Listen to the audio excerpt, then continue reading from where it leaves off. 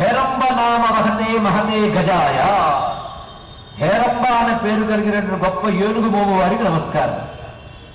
ఆ తర్వాత నమస్కరిస్తున్నది మాతం నతోస్మి భవతీ మదచార్థయత్వం చేత సరస్వతి మహేశ గుణాముగమ్యే. అటువంటి మహాత్ముల గురించి చెప్పాలి అంటే మామూలు వాక్కులు సరిపోవు. దేవీం సరస్వతీం కావాలి, అంటే దివ్య సరస్వతి కావాలి. లౌకిక సరస్వతి, దివ్య సరస్వతి. లౌకిక విషయాలు చెప్పే సరస్వతి కాదు, ఇంద్రియాలకు అతీతమైనటువంటి దివ్య విషయం చెప్పాలంటే దివ్య సరస్వతి కృప కావాలి.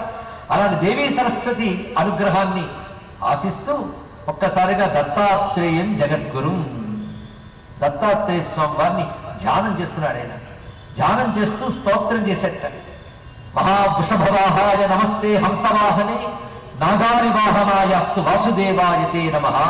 యస్య గంగాంభసి స్నానం భైక్ష్యం లక్ష్మ్యాలయే సదా సహ్యాచర కృతావాసం నమామి త్రియుగం హరిం.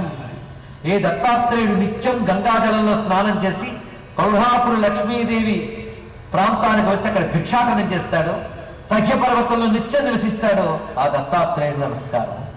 దత్తాత్రేయ స్వామి గొప్పతనం ఏంటంటే ఎన్నో విష్ణు అవతారాలు ఉన్నాయి, కానీ దత్తాత్రేయ అవతారం నిత్యావతారము. అది నిత్యావతారము, శాశ్వతావతారం. ఇప్పటికీ ఉన్న అవతారం దత్తాత్రేయ అవతారం. ఇప్పటికీ భూమి ఎందున్నాడు ఆయన. మనకు కనబడలేదంటే కనబడాల్సిన అవసరం ఆయనకి లేదు. మనకంత అవసరం ఉండి సాధన చేస్తే తప్పకుండా కనిపిస్తాడు. భూమి యందు నేటికి ఉన్నాడు స్వామి. ఎక్కడెక్కడి దినచర్య కూడా శాస్త్రం వర్ణిస్తున్నది. అందుకే ప్రాతకాలంలో గంగలో స్నానం చేసి కాశీ మహాక్షేత్రంలో, ఆ తర్వాత లక్ష్మీ ఆలయంలో అంటే కొల్హాపురి లక్ష్మీదేవి మందిరం వద్ద భిక్షాటనం చేసి సహ్యాద్రిపై ఉండేవాడు అన్నారు. క్వచిత్ బాల క్వచిత్ వృద్ధ కుమారస్తరుణ క్వచిత్. ఒక చోట బాలుడిలా కనబడతాడు, ఒక చోట వృద్ధుల్లా కనబడతాడు. ఇదమిత్తమని రూపం లేదండి ఆయనకి. ఇందాక ఎంత వర్ణించినప్పటికీ ఆయన రూపం ఇదని చెప్పలేము. ఒక పెద్ద బాలుడుగా కనబడవచ్చు, ఇంకొక చోట వృద్ధుడిగా కనబడవచ్చు, ఇంకో చోట కుమారుడిలా, మరొక చోట తరుణుడిగా అంటే బాలుడిగా యువకుడిగా కుమారావస్థలో ఉన్న వాడిగా గోచరిస్తాడు. మరొక చోట జడలు ధరించి కనబడతాడు, ఇంకొక చోట ముండరము దాల్చి కూడా గోచరించవచ్చు, ఇంకొక చోట వికృత రూపంతో గోచరిస్తాడు. ఇదమిత్తమని చెప్పలేని స్వరూపంతో ఉంటాడు. అటువంటి స్వామికి నమస్కారం. దిగంబరగా కనబడతాడు, ఉన్మత్త వేషంలా గోచరిస్తాడు. అటువంటి స్వామికి ప్రణామం అంటూ కళ్ళు మూసుకుని హృదయంలో చూస్తూ ఉంటే ఆ హృదయంలో స్వామి ఆవిర్భవించాడు. ఎలా అంటే ప్రాణాయామ్య మనస ధ్యానస్థిమితలోచన. ప్రాణాయామం చేసి ధ్యానములో ఉంటూ ధ్యానముద్రలో నేత్రమును మూసి హృదయంలో దర్శిస్తూ ఉంటే, అంటే హృదయంలో దృష్టి పెడితే హృదయంలో సాక్షాత్కరించాడు. హృదయంలో సాక్షాత్కరించాడా లేదా సూతుడు హృదయంలో ధ్యానించాడా చెప్పండి. ఇది కొంచెం ప్రశ్న ఆశ్చర్యంగా ఉంటుంది. హృదయంలో ధ్యానించాడా దర్శించాడా? ధ్యానము దర్శనము తేడా ఎప్పుడు తెలుస్తుంది? దర్శనం అయ్యేది తెలుస్తుంది, అంతవరకు తెలియదు. అంతవరకు ధ్యానమే అనుకుంటాం. దర్శనం అయితే తెలుస్తుంది. అది ఎవరికి తెలుస్తుంది? ఎవరికి దర్శనమైందో వాడికి తెలుస్తుంది. దర్శనం నిజానికి హృదయంలోనే అవుతుంది. ఆ హృదయంలో దర్శనం ఇచ్చేట. ఎలా కనబడుతున్నది ఆ స్వరూపము అంటే దత్తాత్రేయ త్రిమూర్తి ధృక్. ఆయన మూడు మూర్తులు ఒక్క మూర్తిగా గోచరించిన స్వరూపం కనబడింది. దివ్య పీతాంబర షడ్భుజై ఉపలక్షిత స్వపాదరక చంద్రాసు ధ్వంసితాజ్ఞాన కశ్మల. ఆయన పాదములు కాంతుల చేత చీకట్లు పోతున్నాయి. బయట చీకట్లే కాదు, లోపలున్న అజ్ఞాన తిమిరం కూడా తొలగిపోతున్నది. అటువంటి ఆ స్వామిని దర్శించి హృదయంలో ఆనంద పరవశుడై ఇక్కడ ఒక అత్యద్భుతమైన స్తోత్రాన్ని పఠిస్తాడు మహానుభావుడైన సూతపురాణుడు. అప్పుడు ఆ హృదయం నుంచి మాట్లాడాడు ఆయన. నాయన, నీపై అనుగ్రహించాను. ఇక్కడ ఉన్న వాళ్ళందరూ యోగ్యులు. వీరికి నా చరిత్రను చెప్పు. నా చరిత్ర, నా లీలలు నీ బుద్ధికి నేనే స్ఫురింపజేస్తాను అని తెలియజేశాడు. వ్యాస శిష్యుడైనటువంటి సూతపురాణుడు వ్యాస మహర్షికి నమస్కారం చేసుకుని అక్కడి నుంచి కథ చెప్పడం ప్రారంభిస్తున్నాడు. నాయన, ఒకప్పుడు ఈ కథ జరిగినది పద్మ మహాకల్పంలోని కథట.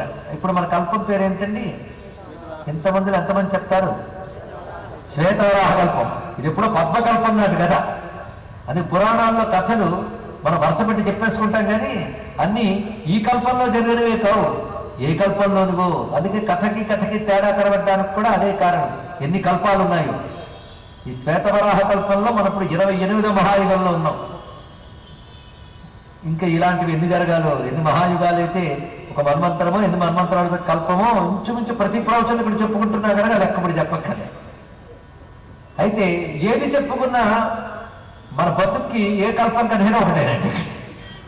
ఎందుకంటే ఇవే మనుషులు, ఇవే రాగద్వేషాలు, ఇవే గనక సూర్యాచంద్రమసోధాత యథాపూర్వ కల్పయత్ అంటూ ఈ లోకాలు సూర్యుడు చంద్రుడు ఎప్పుడైనా ఇవే. అందుకే ఇన్ని కల్పాలు కదా మాకెందుకంది అంటే ఏ కల్పాలకైనా పనికొచ్చే కథే ప్రతి కల్పన నాటి కథ. అది మనకొచ్చే కథల్ని అన్ని కల్పాల నుంచి తీసుకొచ్చి చెప్తాడు. అది పద్మకల్పం వెంటనే బ్రహ్మకల్పం చెప్పాలని లేదు, వాళ్ళ ఇష్టం. ఎలా చెప్పిన ఋషులు మన పనికొచ్చేవి చెప్తారు, ఒకటి తెలుసుకుంటే చాలు. ఇక్కడ మొత్తానికి బ్రహ్మదేవుడి సృష్టి ఆది యందు వివిధములైన సృజన చేస్తూ ఉండగా కాలపురుషులు కూడా సృజింపబడ్డారు. ఇక్కడ కాలపురుషులు అంటే ప్రధానంగా యుగానికి అధిదేవతలుగా ఉన్నటువంటి కృతత్రేత ద్వాపర కలి. ఇందులో మిగిలిన ముగ్గురు గురించి వదిలేద్దాం, మంచివాడి గురించి ఎక్కువ చెప్పుకోవడానికి ఏముంటుంది. నాలుగవడు ఉన్నాడే, వాడు ఇంకా బ్రహ్మదేవుడు చెప్తున్నాడే మీద పెద్ద వికటాట్టహాసం చేస్తున్నట్ట. వాడి స్వరూపం ఎలా ఉందో చూడండి. పిశాచవదన క్రూర కలిహి కలహవల్లభ. కలిహికి మంచి బిరుదు కలహవల్లభుడు అంటే కలహానంటే ప్రియమైన వాడు అని అర్థం ఇక్కడ. అందుకే కలిలో ఉన్న స్పర్ధలు ఏ యుగాల్లో కనబడి ఉంది. ప్రతిదానికి స్పర్ధ. అందరం కలిసి మంచి పని చేద్దామంటే వాళ్ళలో వాడికి స్పర్ధ. ఇది కలి లక్షణం. కలి కలహవల్లభ. వాడు ఎలా ఉన్నాడంటే రెండు మహాప్రయోజనాలకు సంకేతంగా కనిపిస్తున్నట్ట. రెండు మహాప్రయోజనాలు కలిలో అంటే యుగ పురుషుడు అంటే అర్థం ఏంటంటే ఆ యుగాల్లో ఉన్న లక్షణం అంతా రూపంలో కనిపిస్తుంది ఇక్కడ. ఆ యుగాల్లో ఉన్నటువంటి వారి లక్షణం అన్ని రెండే. ఒకటి కామము, రెండవది ఉదరము. ఈ రెండు వాటికి సంకేతమైనటువంటి చిహ్నములు ధరించున్నాడు. లింగం జిహ్వాధుడం ధృత్వా అన్నట్లు. అంటే అర్థం ఏంటంటే నాలుక చాపల్యాన్ని ఆపుకోలేరు, కామ చాపల్యాన్ని ఆపుకోలేరు. అటువంటి వారు ఎక్కువ ఉండే యుగం పేరు కలియుగం. నిజానికి ఆ రెండు నిగ్రహించుకుంటే శారీరక మానసిక ఆరోగ్యాలు రెండు బాగుంటాయి. ఆ రెండింటి మీద నిగ్రహం ఉండదనమాట.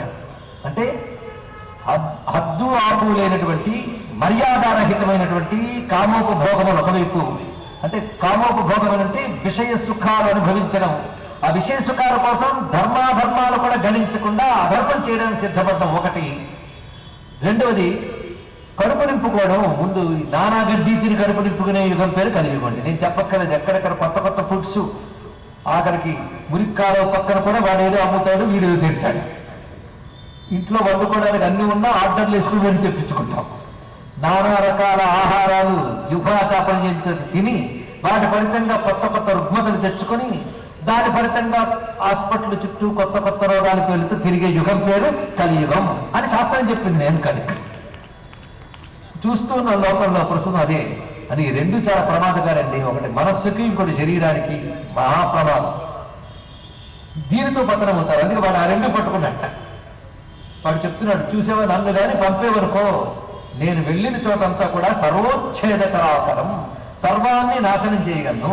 ఇది నాకు